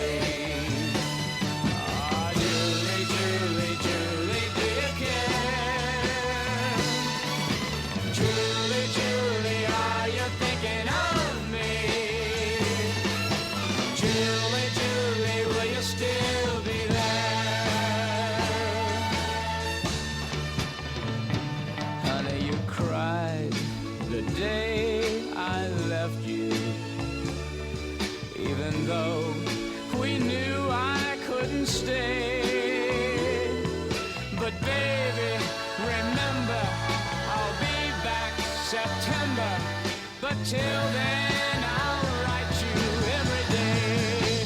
Oh, Julie, Julie, Julie, do you love me? Oh, Julie, Julie, Julie, do you care? Come on, Julie, Julie, are you thinking of me? Julie, Julie, will you still be there? Oh, Julie, Julie, Julie, do you love me? Oh, Julie, Julie, Julie, do you care? Support for community radio on WSKB is provided by Betts Plumbing and Heating Supply Company, an independent, family-owned wholesaler serving Westfield for over 50 years, specializing in plumbing, heating, and industrial piping supplies. On the web at bettsplumbing.com or at 14 Coleman Avenue in Westfield. Support for the community programming of WSKB is provided by the Dunkin' Donut Shops of Westfield and the Sardinia family. It's nice to know that even as the world changes, Dunkin' Coffee remains the same at 7 convenient locations throughout Westfield. Hi, it's Bob Plass, and I have Wow, It's Tuesday every Tuesday, 6 to 8. Wow, it's Tuesday. Community Radio. 89.5 WSKB. I did it! Live from Studio 120 at Westfield Technical Academy, this is WCPC Channel 15 and 89.5 FM, WSKB Westfield. Good morning, Westfield. It is 7:15. You're listening to WSKB 89.5 FM radio for the Westfield masses and WCPC cable channel 15. My name is Tina Gorman. I'm your Wake Up Wednesday host, and in the studio this morning, in addition to producer Pete Coles, we have Julie Barnes, Director of Veteran Services for the City of Westfield. So welcome, Julie, now that we welcomed you with your song. Yes. Wasn't Thank that you. great? I do love you. I love you too, Pete. Oh, Thank good. Yay. So, Jules, let's talk a little bit about your background. There are some people that don't know who you are, and I'm sure they're looking at you saying, how is this person in charge of veteran services? What does she know about veteran services? Right. I get that all the time. I bet you do. I bet you do. I bet what you probably get don't is look like someone who's been in the military. That's exactly it. So let's talk a little bit about where are you from? Where did you grow up, and how did you end up, in as director of Veteran Services? Because you didn't just get there. No, I shoot there. So you're from this area? I'm from this area. I grew up in Granville. Okay, Granville. Yep. I went to Southwick High School. Yep. And went to Westfield State College. Okay. And what did you study when you were at Westfield State? Business management. Okay. Yep. And I was in the Top Gun era. Yes. Yes. Oh, yes. Waiting for the next film to come out. Absolutely. So, in that Top Gun era. As I think about it, the next film never did come out. It never did. But it was supposed to come out like... It was supposed to come out over the summer, fall, and I think they're holding it till next summer. Yes. Oh. That's awesome because my sister's deployed and we vowed to see it together. Well, so, my son is deployed too, so yeah. Since you brought up Top Gun, I just have to share this little story. So Top Gun in our family was like, this is like, we know every line, like my side of the family knows every line of The Wizard of Oz. We've seen it 1,000 times, but the Gorman, Gary, Grace, and me, we know every line of Top Gun. I have seen it. We had this, we used to have every summer, my niece would come and visit when she was in high school and college. So we would have a Top Gun night every summer. So it would be her, the kid next door, the high school kid next door, the high school kid across the street, Grace, Gary, me. We had this whole thing. So when Grace was she was like going to St. Thomas Elementary School. And it must have been about 6th grade. And the teacher said they did a writing assignment and you had to talk about a family tradition. So Gary and I go to back to school night or whatever it was, spring fling, whatever. So and she had them all up on the wall. And so I'm looking and I'm reading, and of course, everybody's writing about, well, every Christmas my family does this, and every Easter, it's a Catholic school, my family does this, and we celebrate it. And I'm looking, I'm finding, well, where's Grace's? And then I see Grace's. Our family tradition is that every summer when my cousin comes, we watch Top Gun. And then she goes on about how, and when the song first starts on the movie, my dad blasts the song. And when we got surround sound, he was so excited. And then when the movie's half over and this and such scene happens, that's when we stop the movie and we all get Friendly's ice cream. And then we come back, and she went through this entire thing. And I'm thinking, oh my God, this teacher, here it is. Everybody's writing about, Jesus in the manger. And exchanging gifts, and my kid's talking about Top Gun. So there's my Top Gun story. That's a good story. So, but you and your sister, absolutely. Yeah. And I had forgotten about that because my niece, who was part of this tradition, had sent me a text, like 2 years ago, and she said, "Do you know that they're making a sequel to Top Gun?" And she said, "We have to watch it together." Tom Cruise is 90, but it'll be good. All right. So anyway, you were in school during the Top Gun era. Yeah. That was, I think I don't even know when it came out anymore. 70s? Must have been No. 70s? 80s? It must have been late 80s. 80s. Okay. 80s. Yeah, like high school, college. Yes, it was 80s. It was that's VCR right. time. Yes. Because I remember we wore out the tape. It was there it gone. Is. Yes. We watched it so much. So that just got me really interested in flying. Okay. And then when I was in college, I got involved in a flying program out at the base. And it was for civilians, for young people. And then when I was a sophomore in college, I got a civilian position on the base in recruiting part-time, just doing admin work. And I thought, well, if I'm here, I worked for 6 months doing that. I'm like, I might as well go to basic training. I can schedule myself. Yeah. So I'm like, okay. Right. Since I do the scheduling, I'll just schedule myself. I'm like, okay, this school is open. So I thought, okay, I can get done with school, get done with college, go to basic training, go to tech school, and come home. So I made it so I could come home like a couple days before the next semester started. So I chose supply. So I was in supply. I was enlisted for 4 years. And then when I got my degree, I worked full-time at the base up at Barnes this whole time. And when I got my degree, I got my commission, and then I got a pilot slot down in Baltimore. And they said, okay, it's a 1.5 year wait for the pilot slot, which you just have to wait for something to open up. And I said, okay. And so what do you do while you're waiting? Well, normally you just work on the base, but they said, hey, do you want to go to nav school? And I'm like, you're single. Well, wait, sure, why not? So what is that? Navigator training. Oh, navigator training. So they had C-130s, which are cargo aircraft down there. So I went to California and then Arkansas, and then I went to survival training up in, that's a whole other show. Oh my gosh. Where was Very Private Benjamin-esque. Okay. It was up in Washington State. Okay. And you had to be out in the woods for a couple weeks with like 2 MREs and. Wait, what are MREs? See, meals ready to eat. They're prepackaged meals for the military. Meals ready to eat. Yes, they're disgusting. Okay. And and then we had to just learn. We had to learn to trap and kill a rabbit, and which we raised rabbits in Granville, so that wasn't a big deal for me. Some people were really grossed out by it, but. As I would be. Yeah, it was. And no big like deal. when you did this, and what was it called? Survival training. There was a land survival and then water survival, which I don't really like the water too much. I taught classes at the Y, and Carol Palmer. You want to teach water aerobics? No, no. If I get out of breath, everybody out of the water. I gotta catch my breath. I don't do water. So were you in this survival training? Were you weren't by yourself? Were you? No, I was were with a group. I was the officer in charge. Which is just all right. Yeah, total other show. But it went. I went through it. I did it. Okay. Everybody made it through. Everybody was alive. Everybody survived. That's right. So they survived the survival training. Oh my gosh, yeah, some funny stories from there. But yeah, so we finished that, and then I went to Arkansas for C-130 specific training, and then back to Baltimore. Flew there for a few years, and then we were transferred. I got married in between. Now, did you meet your husband in the service? We met at Barnes. You did? I was 18, and I told my dad, I met somebody. No, he said no. A fighter pilot, no.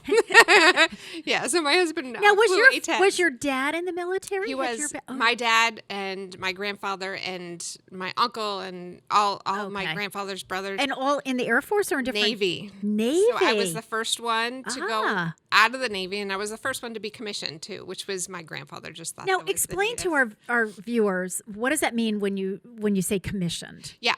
So there's 2 different types of people in the military. There's enlisted people, and then there's officers. And when you get your commission, you become an officer. Okay. So that's what I did. I just went to another training and training. And so what was your rank? I left as a captain. Well, good for you. Yeah. Let's start calling you Captain Julie. So cool. So we went up to New York, and that's when I ended up getting out because we had 2 small kids, and they were deploying me to Germany, and I got back, and they said, okay, we want to deploy you again next month. And I said, well, my husband's the commander of the base, and he kind of has to take all that time off to watch my kids because my parents were both working at the time, and they lived down here, so it was a 5-hour trip up there. So I said, you know what, it's just time. And I had 11 years, and it was hard because I'm like, okay, 9 more years, and I could get retirement, but whatever, my kids are more important. Yeah, so. I know but those are hard decisions to make. It is. So is that what it is? It's 20 years in 20 the service years, to get. Yep, 20 years, and then you can get your retirement. Yep. Yeah. So I got out, and then my husband stayed in, and then we moved back down to Connecticut, where he was the commander of the base down there, and then he retired, and we stayed. Which we grew up here. We both grew up here, so we love it. So your family's here and so forth. And then Julie, so after you obviously you got out of the service in order to raise your children, but your children are grown now. So then what happened with professionally? What happened with your work life? So I while the kids were young, I didn't want to work until they were in school. So I taught class at the Y for a while, and then when they got into school, I worked there as a secretary. I was Harry Rock's secretary for a little bit. Oh my God! Look at this! I had no idea. Yeah, that must have been a riot then when Harry was interviewing you on the show last year, because I didn't know that. Yeah. So then I left there and went down to the Springfield Rescue Mission, and I worked development there and fundraising for 13 years. Yeah. And then I got the position up here. Which I was so happy because when you get out of the military, you're like, well, that's it. I know. You know, like I'm not going to do anything anymore, and to be able to be back in it and to serve veterans and just help them in ways beyond programming and just be there for people, and especially our senior veterans who are World War II, not many left, and then Korea and Vietnam. It just means a lot to me because my dad served in Vietnam. So my grandfather in World War II in Korea. So yeah, my dad served in World War II. Yeah, and so that was a, and you're right, there aren't many left. I mean, my dad passed away 13 years ago, but he'd be in his late 90s. Yeah. And then we have our sweet Florence over. Right? Yes. 105 World War II female veteran. Yes, she was a nurse. She was an amazing person. Absolutely. Yep, Louise Fleming. Yeah, absolutely. Yes. So how long have you actually been, now when you started working for the city, you were initially working with Bobby Callahan, who was Director of Veteran Services there, which I think it was the only time the city kind of nicely transitioned one director to another director. That's all on him. He was amazing. Great. I was allowed to work part-time, so I left my full-time position at the rescue mission and came in part-time for a little bit and trained under him. And he taught me everything. Yeah. And he is the most organized person in the entire world. Really? Wait a minute. I think there's a gauntlet that's been thrown down. I like to credit myself with being fairly organized. All I remember is the urgent calls when the fax machine went down in that office. I'm sure. He freaked out because everything was done on fax. I go, Bobby, can't you just eat? No. No. Yeah.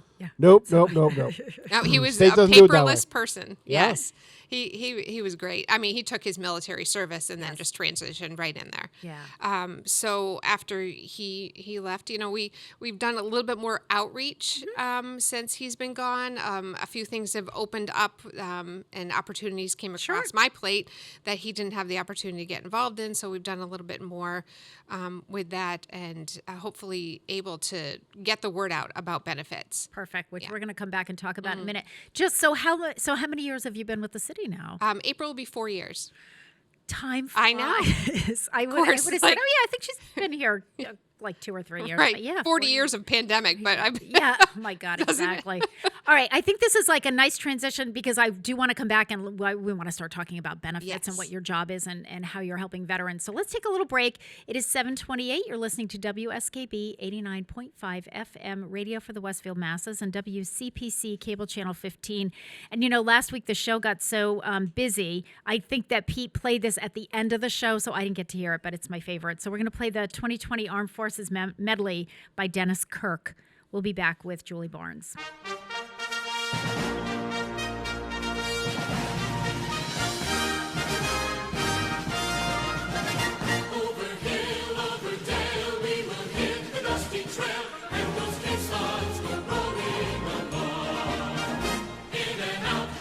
Shout, counter marching all about, and those caissons go rolling along. For it's high, high beat in the field artillery. Count out the numbers on a strong 2, 3, 4, 1, 2, 3. And wherever you go, you will always know that those caissons go rolling along.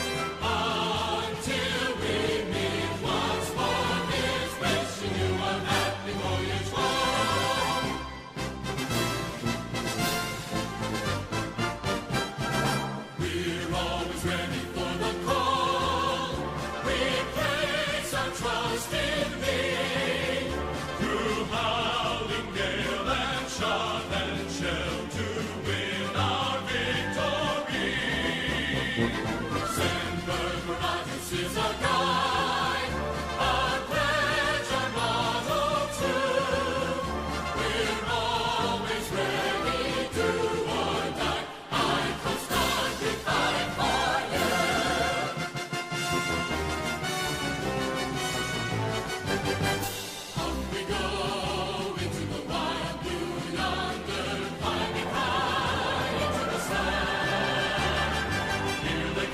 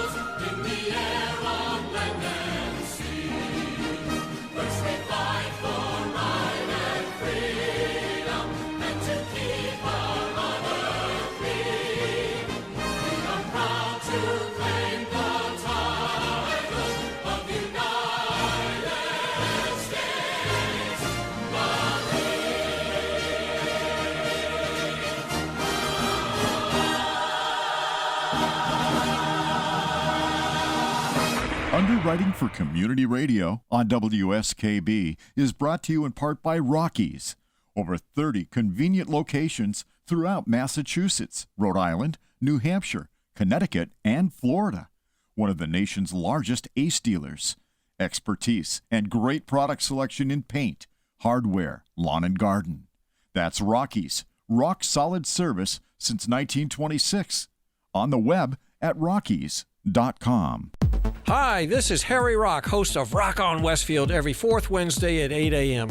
Tune in for my view of this place I call home. Community Radio. 89.5 WSKB. Live from Studio 120 at Westfield Technical Academy, this is WCPC Channel 15 and 89.5 FM, WSKB Westfield. Good morning, Westfield. It is 7:33. You're listening to WSKB 89.5 FM radio for the Westfield masses and WCPC Cable Channel 15.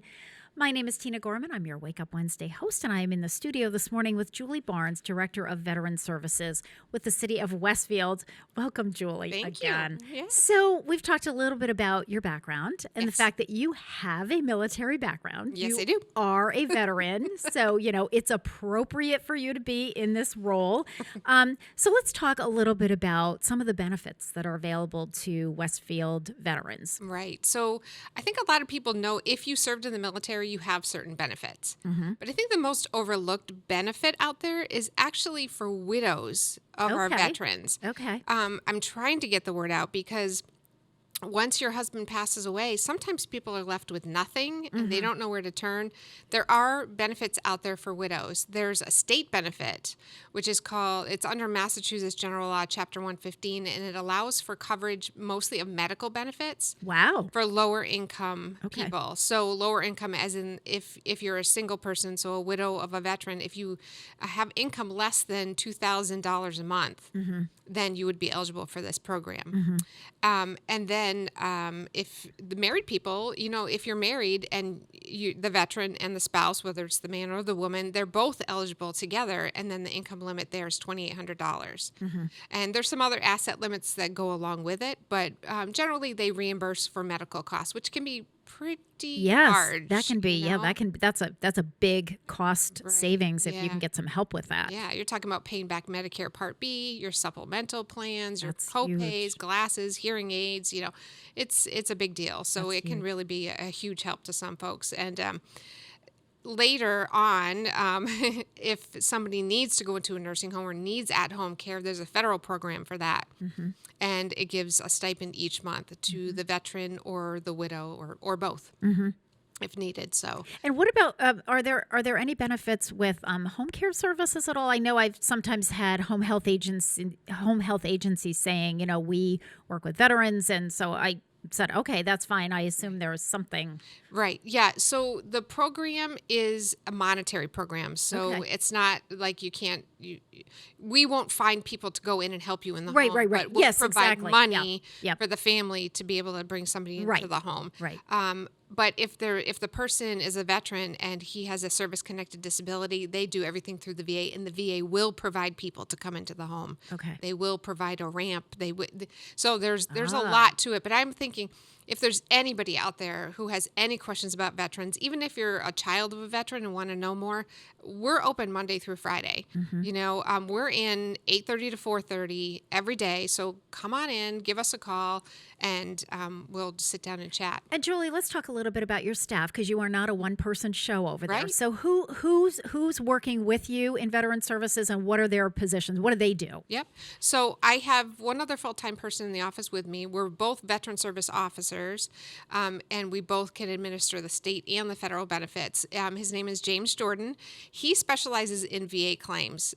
He's been doing it for a long time.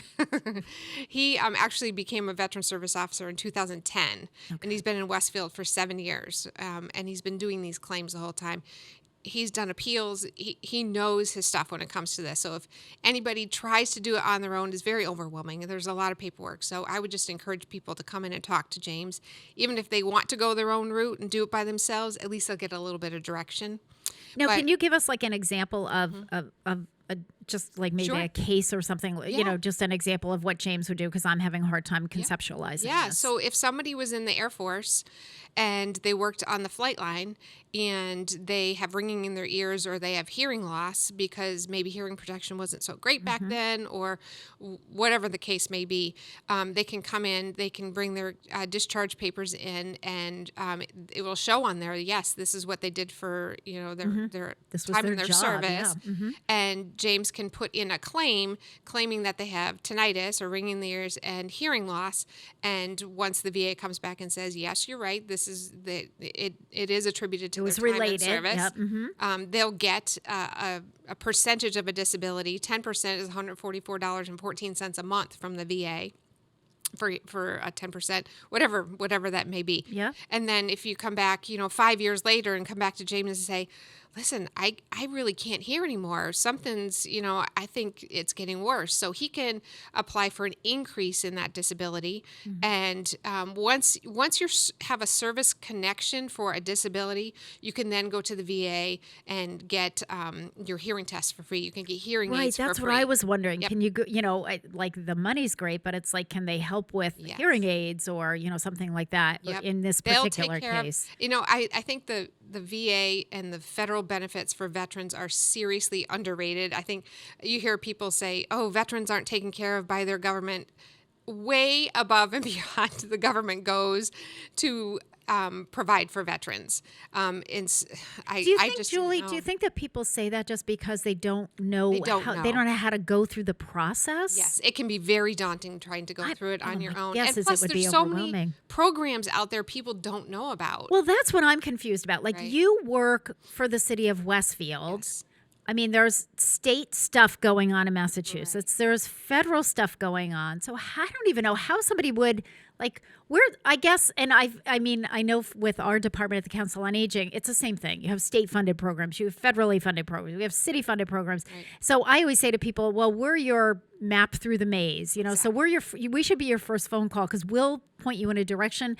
Would that be kind of the same as what you and James are doing? Yes. Kind of like absolutely helping people to figure out where, you would qualify for this federal program. Right. You would qualify for this state program. Right. Would some people qualify for both? They would. Okay, they would. Yeah, Okay, they might. They sure Okay. would. Yeah, because you can have a disability, be getting paid by the federal government, and still be on Chapter 115. Now, what's Chapter 115? That's that Massachusetts general law that pays for the medical expenses. Got it. Yeah, so Okay. it's all, there's so many different things that go into the calculations that it's really an individual basis. So that's why we say, just come on down and talk to us. You may be qualified for a lot more than you think you are. Yeah. Wow.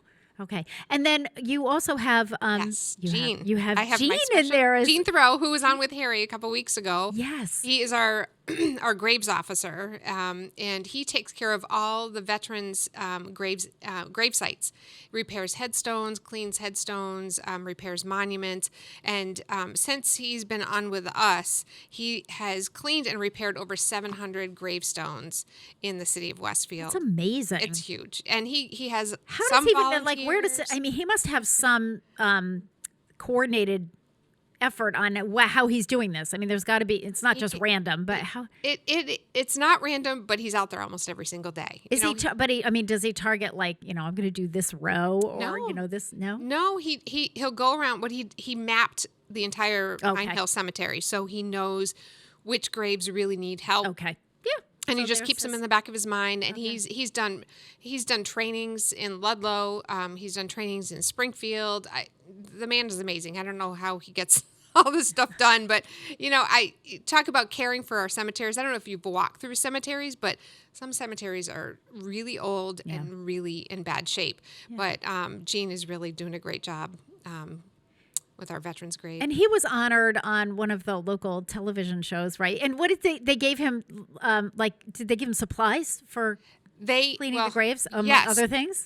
He's gotten supplies from many people, even including the city of Westfield, gave him supplies to care for the grave sites and repair some things. You notice some of the monuments down in the center of town have been repaired over the last year. And that's all Gene's doing. He organized everything and went to the conservation committee here in Westfield and got money to do that.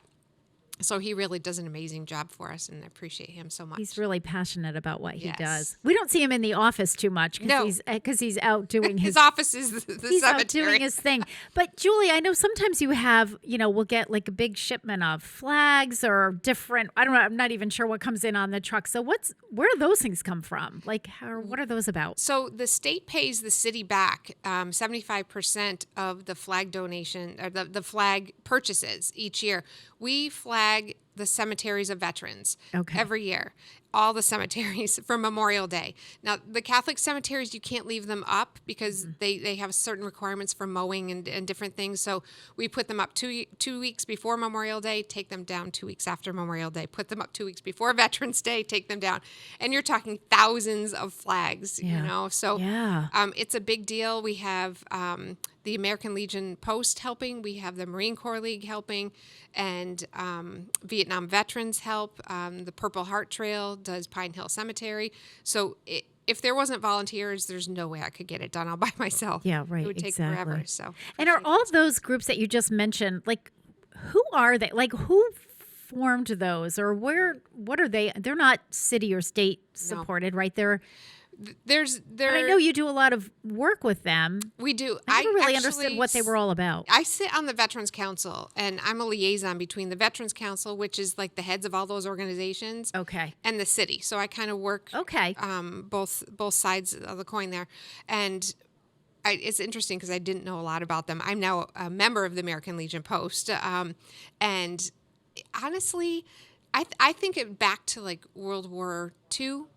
And when people came home, they joined the Veterans of Foreign Wars, the VFW, the American Legion Post. They started these organizations, and I feel like that's where the camaraderie carried on. They were able to vent to each other, and I just feel like there was a little bit more communication between those folks, and it really gave them a place to talk about what happened over there. People don't do that anymore. I personally, I don't have a psychology background, but I personally feel like if the folks getting out today could go and talk about things with people who went through similar things, there wouldn't be so much suicide. There wouldn't be so much isolation. So I encourage people, get involved in your American Legion. It's not, let's go down and have a beer. They do meals. They do outreach. They do Christmas parties, Halloween parties. They help active duty. They help retirees. And it's just fun. They have races and just things where it's like carrying on that military tradition, and you still have that camaraderie down there. It's really great people. You got the Vietnam veterans. I love those guys. Again, my dad was from Vietnam, so I just have a special place in my heart for them.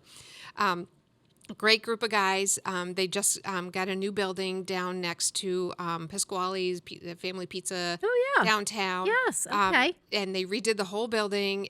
They have pool tables in there. But now, like, who do they? Like, I don't know who owns that, or who actually rent the city rents that one. They're the only people that the city rents that, because that's where the Veterans Council meetings are held. Okay. But the American Legion Post building is down near Stop and Shop, right next to the fire station. Right. Yep, that's very active. And then the Marine Corps League is up next to, I keep referencing all these pizza places. No, that's okay. Across from Elm Pizza. Yeah. I really don't eat that much pizza. But the thing is when you say that, everybody's nodding their head going, oh, yeah, I know where that is. Exactly. I know where Pasquale's North is. Elm Butcher Block. North Elm Butcher there. Block. That's the one that's right near the Butcher and Block. And also, good thing about the Marine Corps League, if you drive by, you'll notice that it's an old fire station. It's a really neat building. Yes, it's a great building. They have a mailbox out front, and that's actually a place where you can dump your old flags, and they'll have a ceremony. Did not know that. Yep, that's what that mailbox is out front. So if anybody needs, and we also have a box in our office, yes. and we give them to them, and they have a ceremony to retire the flags. Yep. So it's nice. It's not like, what do I do with my flag? It's so you've got the American Legion, yes. and you've got the Vietnam. Yep. And you've got the Marine Corps. Yep. Is there any other? There's a VFW, and that's in Southwick. But all the Westfield people, it's the whole area. Yeah. The Russell VFW closed. The Westfield VFW closed before I even started this job. There was another American Legion post that was open for 70 years. It was Post 454, started by Dick Trusty. Yes. And he passed away last year. Yeah. and we actually just put a plaque up for them. Yes, I saw it at City Hall, right? Yeah, that was in that. I saw that on the Westfield News. That they was just in the paper closed this that past down. week. Yeah.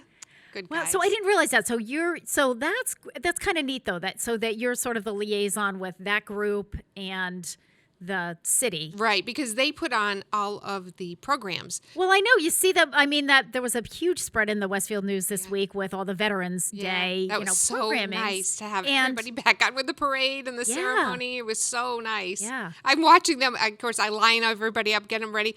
They're all going out, and I was like, okay, don't cry. Oh, I know. Military people don't cry. Yeah, forget it. We used to have, prior to COVID, the Do Re Mi singers used to do a performance in honor of Veterans Day at the Senior Center.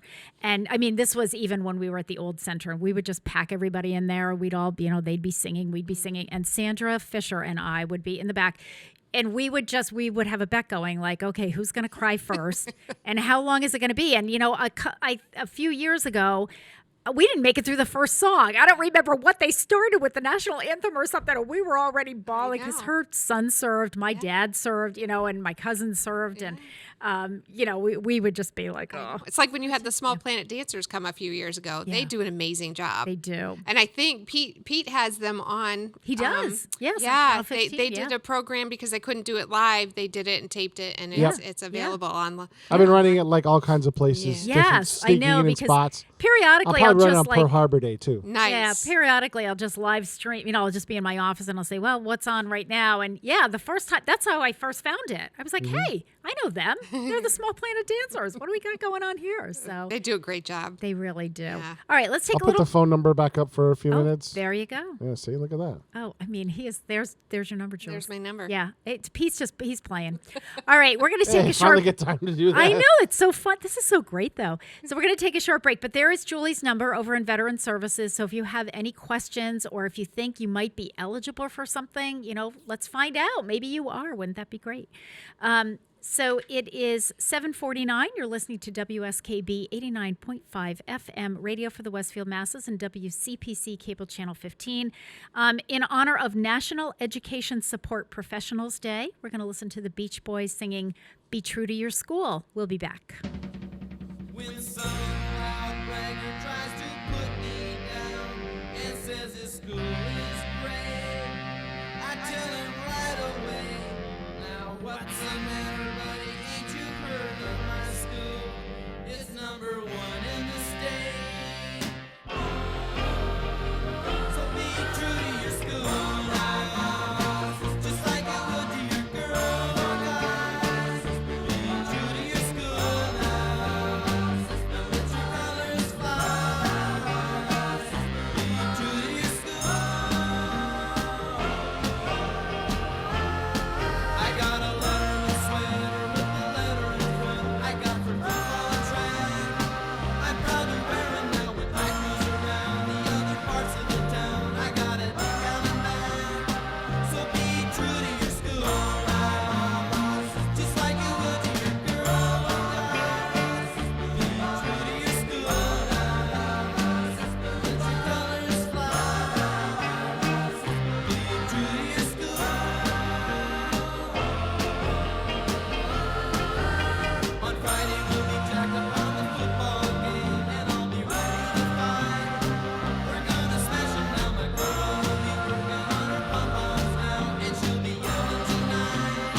So be true to your school, guys, just like you would to your girl, guys. Be true to your school, guys, and let your colors fly. Be true to your school.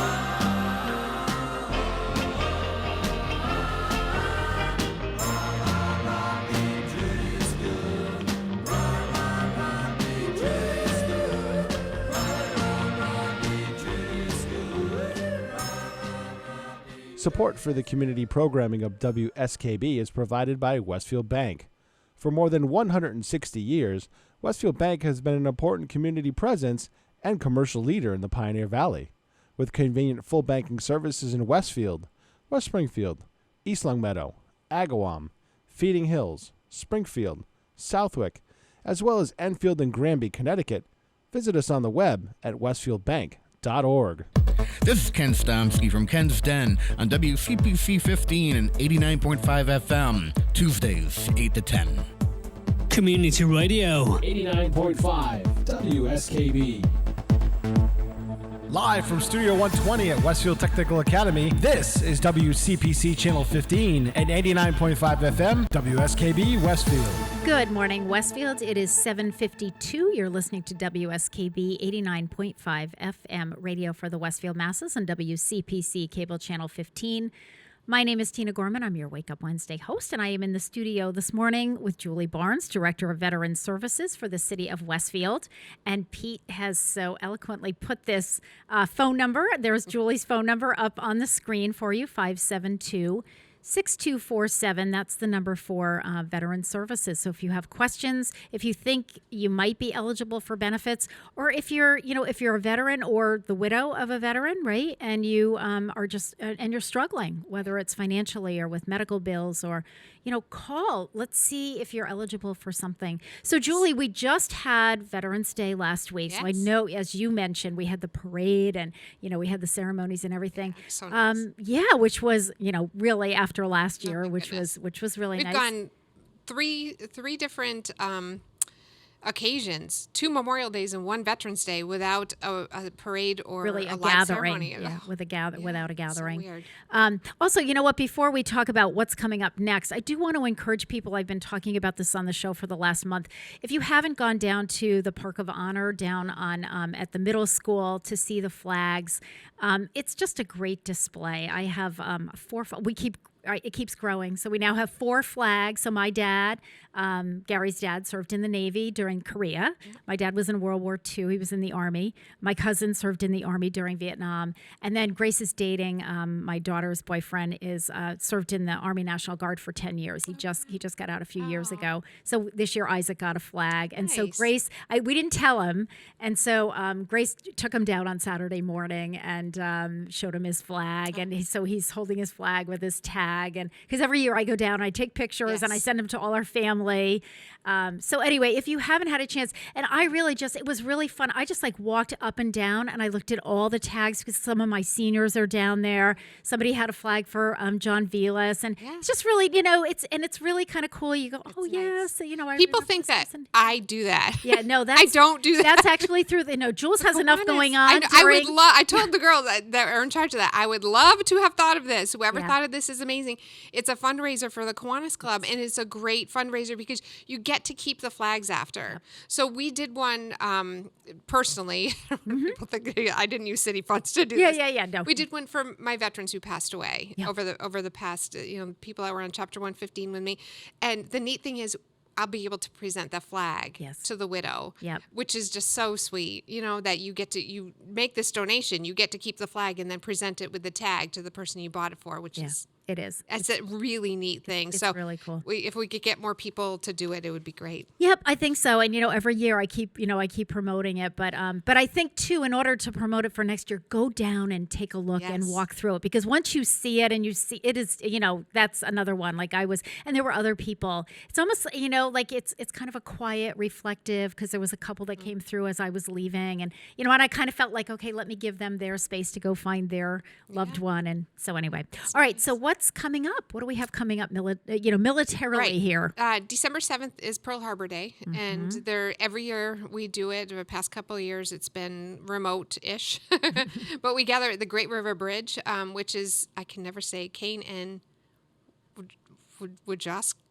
Yeah, I have no idea. Wojahowitz? Yeah, something like that. Pete's really good. That sounds a little American Indian, but I think it's Polish. But the Great River Bridge on Tuesday, December 7th at 10:30, and we're going to have a ceremony there to recognize Pearl Harbor Day. And the speaker just happens to be my husband. Oh, yay! I know, that'll be really neat. Yeah. He's the retired wing commander of the 103rd. That's so great. Down in Connecticut. So he'll be doing that. And then we were starting up a vet-to-vet cafe at the senior center before COVID hit, and then everything shut down. And then as we're kind of re-entering life after COVID slowly, I would just encourage, we're not going to start that back up again because there's programs at the American Legion posts, programs at the Marine Corps League that are already in place. And I just want to encourage people to get involved in these organizations. Yeah. They're great people. They're doing wonderful things. And the American Legion Post has dinners on Sundays. They have a free Thanksgiving dinner that they're offering. Just go down and sign up right at the Post, which is right next to Stop and Shop and the fire department. And they also have a Friday coffee hour every Friday morning from 7:30 to 9. That's perfect. Yeah. So, I mean, go down, have coffee with some other veterans. And then the Marine Corps League has a breakfast on Saturday mornings. So things are there. Yeah, things are in other place. veterans. Yep. Absolutely. Things are in place. And the whole idea behind those are, it's just, as you said, mentioned earlier, Julie, it's just a place where people really can understand, they do understand where you're coming from, I can't say to a veteran, oh, I know how you feel. I really don't. Right. And I do remember I remember my mother telling me this, and I've talked about this before in talking about Alzheimer's disease. My dad had Alzheimer's, but until the Alzheimer's really took over, he never shared any of the war stories. Right. That came out, that was probably one of the silver linings of Alzheimer's because it kind of broke down that barrier. I think he forgot who he was talking to, so he would just share bits and pieces and things like that. But those World War II vets, they came back and they weren't telling anybody anything, and they saw horrible things. Yeah. My dad ended up doing kind of a journal, which last year during Lent, I made it my business he had been sending these things. He would write about certain battles or certain things that happened when he was in the service and getting into the service and so forth. And I just kept everything in a folder, and it was one of those, someday I'm going to read. I never read it while he was alive, but I read everything. So I put it all in chronological order. I got it all ordered, and then each night I would just read, and it was fascinating. Wow, and my dad was a great writer, so it was just really, really interesting about. He was in the engineer corps, so about building bridges and what they would have to do, and they would get to a place, and he was so good at writing. You had the visual of whether they were in Germany or Poland or wherever they were, because he was on the whole European thing, but just really interesting. So it really is. But I think they used to have the 104th Timberwolf Division. They used to have a convention every Labor Day weekend for years. So as a kid, that became like our vacation. So it was all over the country. Oh, how neat. And that's how they would reconnect, because they didn't have sort of these, in our town places where, the guys could go. So, but, as you were saying, Julie, take advantage for our Westfield, especially for our seniors. You're retired. Go down to those coffee hours on Friday mornings or, the Sunday dinners or whatever. Yep. And for those that are listening that didn't serve, and your story made me think, you see people with the hat on, thank you for your service, which is really great. Maybe engage them a little bit. Say, where did you serve? What did you do? For them to be able to share what they did, it means a lot. Yeah. It means a lot that people are interested and not just like, whatever, another veteran. And I think the other thing, too, is, don't be afraid. I'm a big one on asking questions. Like, Julie was throwing around the initials, the acronyms. I'm like, okay, well, I'm not in the military. What does that mean? And you know what? I find that, like, military people, they're happy to answer the questions. Somebody's interested. So it's okay if they say, well, I served, whatever. And you're like, okay, well, what was that? Tell me about that. I wasn't aware. So all good stuff. Yes, definitely. So Julie, we're gonna wrap it up. Believe it or not, is 8:00. Okay. You're listening to WSKB 89.5 FM radio for the Westfield Masses and WCPC cable channel 15. My guest this morning has been Julie Barnes, Director of Veteran Services. Julie's office is right down the hall. She's at the Senior Center. For those who, there may be people that don't know, because Veteran Services used to be at City Hall years ago, but now she's with us Beautiful new office. in what we call the brand new Senior Center, which is 6 years old. It's not that new, but it's gorgeous though. It is gorgeous. So she's right there, and the nice thing for our older veterans is that Julie works really closely with my staff, and James does as well with and with Karen Noblet especially on coordinating benefits. So if you're getting Medicare, but you're also getting veteran, there are lots of different things you can get. It's not one or the other necessarily. Yes. So, Pete, that number again, did you, can you flash that number, or is for Julie's? 572-6247. There it is. There it is, right on the screen. Westfield Veteran Services, 572-6247 if you have any questions. Yes. Thanks so much, Julie. Thanks Everybody, have a great week. We'll be back next week. My guest will be Joe Rouse from the Department of Public Health. We'll be back.